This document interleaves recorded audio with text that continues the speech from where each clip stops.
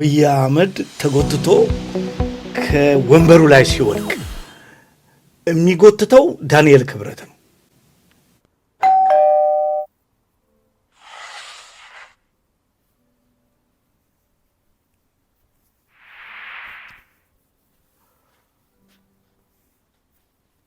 ከዚህ በፊት ግን በወያኔ ጊዜ ለምርጫ ጸሎት ተደርጎ ያውቃል እንዴ? ምርጫ ብሎ ጸሎት ለአሁን በሰላም ተጀምሮ በሰላም እንዲጨረስ ጸሎት ሊያረግ በግልም በተለያየ የእምነት ተቋማት ሊደረግ ይችላል።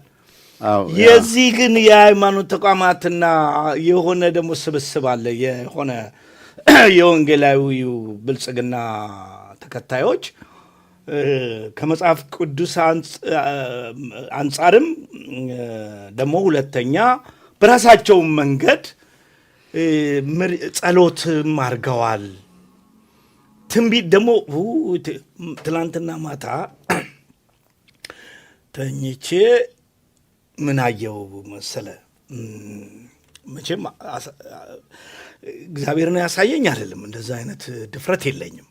ግን አየው አብይ አህመድ ተጎትቶ ከወንበሩ ላይ ሲወድቅ የሚጎትተው ዳንኤል ክብረት ነው እና ውስጤ ዳንኤል ክብረት እሱን ጥሎ እሱ ሊቀመጥ ነው ማለት ነው ወንበሩ ላይ እና ወንድማማቾች ለረጅም ዓመት ሊገዙ ነው እያልኩ ስጨነቅ ተነሳው እና አሁን ይህንን ተነስቼ እንደነዚህ ሰዎች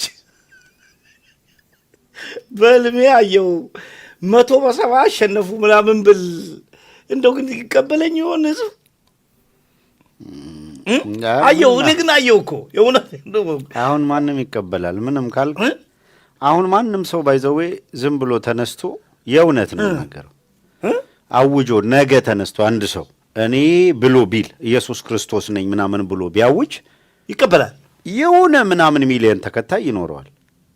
ምንም ጥርጥር የለኝም። አሁን ምንም ብለህ የሆነ ተከታይ በዓለም ላይ አስከትሎ መሄድ ምክንያቱም የፈለገ ቢሆን በኢትዮጵያ ውስጥ እኔ አሁን ሰብስቦ ገምቼ ለመገመት የሚያስቸግረኝ አንድ አዳራሽ ሙሉ አንድ ሰው ሰብስቦ ተጀምሯል። የድምጽ መስጫ ቀኑ ሰኞ ግንቦት 24 በግጭት ውስጥ ባለችበት በሁሉም የኢትዮጵያ አካባቢዎች ግጭት እንዳለ የሚታወቅ ነው።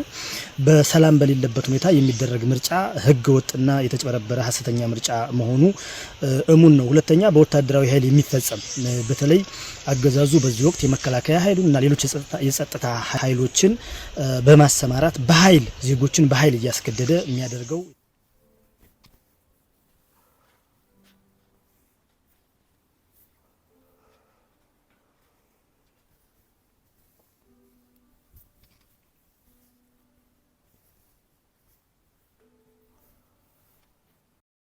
አብይ አህመድ ተጎትቶ ከወንበሩ ላይ ሲወድቅ የሚጎትተው ዳንኤል ክብረት ነው።